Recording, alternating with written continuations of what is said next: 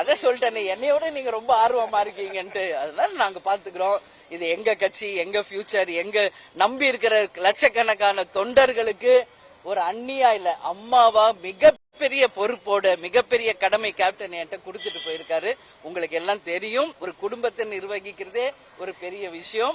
அப்படி இருக்கிறப்ப இவ்வளவு பெரிய ஒரு கட்சி மிக மிக பொறுப்புடன் மிக மிக அந்த பொறுப்புணர்வோடு நான் இருக்கேன். நிச்சயமாக உரிய நேரத்தில் அறிவிக்கிறேன்.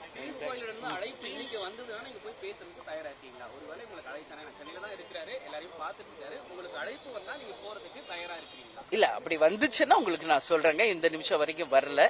அவங்க மீட்டிங்க என்னன்னு இன்னும் நிறைய பேருக்கு புரியல. அவங்க கட்சி மீட்டிங்கா கூட்டணி மீட்டிங்கானே தெரியல. அதனால பொறுத்து இருப்போம். சரிங்களா? 23 தான் அவர் வர்றாரு, அன்னைக்கு பாப்போம். நான் தான் சொல்லிட்டேன். நீ ஒரு கட்சியா நீங்க கேக்குறீங்க. எல்லாருமே எங்களுக்கு தோழமை கட்சிகள் தான். ஏற்கனவே உங்களுக்கு சொல்லியாச்சு. கேப்டன் குரு பூஜைக்கு எல்லாரும் வந்தாங்க. எல்லாருமே எங்க ஃப்ரெண்ட்லி தான், தோழமை கட்சி.